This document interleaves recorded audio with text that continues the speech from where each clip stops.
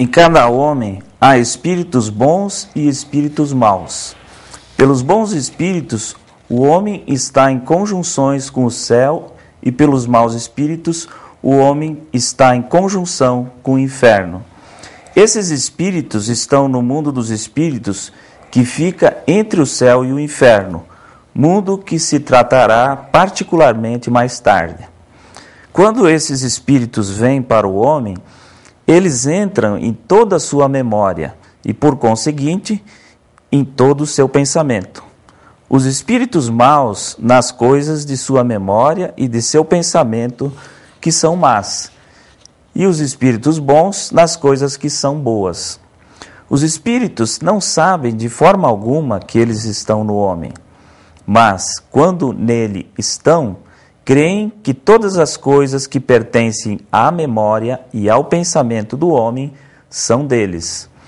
Eles também não podem ver o homem, porque as coisas que estão em nosso mundo solar não estão ao alcance de sua visão. O Senhor provê com o maior cuidado para que os espíritos não saibam que estão no homem, pois se o soubessem, eles falariam com ele, e então os espíritos maus fariam com que ele se perdesse. Esses maus espíritos, porque estão em conjunção com os infernos, nada mais desejam do que a perdição do homem, não somente quanto à alma, isto é, quanto à fé e ao amor, mas também quanto ao corpo. Não se dá ao mesmo quando eles não falam com o homem, porque então não sabem que o que eles pensam e o que falam entre si é do homem. Pois, ainda que seja do homem o que eles falam entre si, eles não creem que aquilo que estão pensando e falando lhes pertence, e cada um estima o que ama e ama o que lhe pertence. Assim, os espíritos são, por esse meio, levados a amar e a estimar o homem, apesar de não o saberem. Bem, inicialmente, Eduardo, já que vamos adentrar os pontos da doutrina, iniciaremos com esse programa, a série de estudos, né? Cabe a gente definir o que se entende através da nossa doutrina por o que é o mundo dos espíritos, como se dá a comunicação, por que os espíritos influem, enfim. Podíamos começar falando de como o Swedenborg revela para nós o que é o mundo dos espíritos, né? Certo. O mundo dos espíritos é um espaço intermediário e, ao mesmo tempo, um estado intermediário do homem antes de ele ir para o céu ou para o inferno. Ou seja, o homem, após a sua morte, adentra no mundo dos espíritos e ali ele passa um certo tempo até que é definida a sua conjunção entre o bem e a verdade para uma sociedade celeste, ou então entre o mal e a falsidade, e ele é encaminhado para uma sociedade infernal correspondente às suas afeições e os seus pensamentos que ele teve quando ele viveu nesse mundo. E é claro que mesmo numa sociedade infernal, um homem que viveu nesse mundo e que foi, digamos assim, produto de uma vivência de falcatruas, de enganações, de cumplicidades com o mal, né, e de adulterações das coisas da sua vida, ou então de adulterações no seu próprio casamento, ele vai para uma sociedade correspondente a esses próprios males que ele desenvolveu e cultivou dentro de si. Então ali, por incrível que pareça, ele se sente bem. Ou seja, é um inferno bom, né? O inferno, na verdade, é a privação do desejo que a pessoa tem nesse mundo. Porque, por exemplo, se a pessoa viveu aqui e foi um assassino, ele lá não vai poder cometer esse mal, né? Então a privação, o próprio mal que ele tanto deseja e ama fazer, constitui o próprio castigo no mundo infernal. Porque eu vejo que quando eu tento comentar sobre, tratando-se de uma doutrina cristã, e nós falamos de novidades, e ainda assim falamos de céu, inferno, as pessoas falam, poxa, mas isso não tem nada de novo, né? mas tem porque o conceito que se traz, que Swedenborg traz de céu, de inferno e desse mundo dos espíritos, não tem nada de, posso dizer, de batido, de surrado.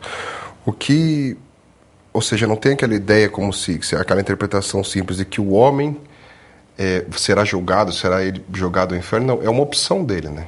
Ou seja, pelo que dá para se entender nos escritos, ele fica com os seus, onde ele estiver melhor. Ou seja, para ele não está sendo nenhuma, não digo nenhuma privação, porque ele está sendo privado de algo, mas não está sendo nenhum sofrimento, tal como seria se ele tivesse um ambiente saudável, né? Bom para os outros, é isso? É porque, na verdade, ele ama aquele ambiente, né?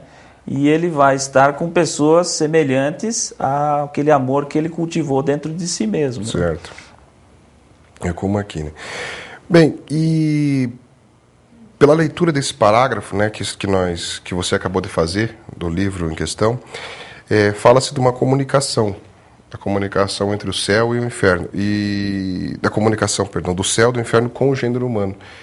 E claro que isso seria tema para vários programas, mas teria como a gente falasse um pouco, pelo menos para aclarar como que se dá essa comunicação, né?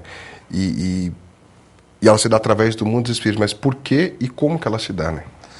Essa comunicação, ela se dá desde o nascimento do homem, porque a própria manutenção da vida do homem depende dessa comunicação com o mundo espiritual, né?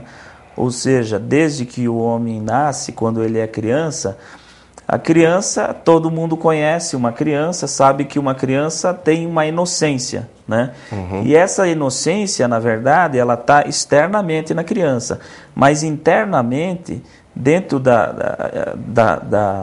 daquela possibilidade de homem, ou seja, possibilidade de anjo e possibilidade de uma vida infernal, né? Existe uma série de cobiças, uma série de males de todos os gêneros que estão ali incubados e que elas não se manifestam porque ela é criança ainda, mas quando ela chega num estágio já adulto, racional, onde ela aprendeu com os pais, com os professores, com os mestres, que ela não deve roubar, que não deve matar, que não deve adulterar, que não deve cometer o falso testemunho, ou seja, os princípios básicos de qualquer sociedade saudável, né? E que, por sua vez, são baseados nos princípios das religiões saudáveis também, né?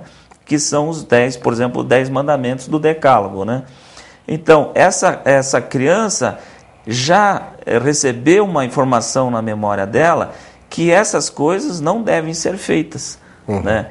E se depois, com o racional desenvolvido, ela passa a cometer tais males, então pode ser imputada uma culpa nela, mas nunca quando ela é criança, né? Porque ela ainda não tem racionalidade para compreender o que são aqueles males, né?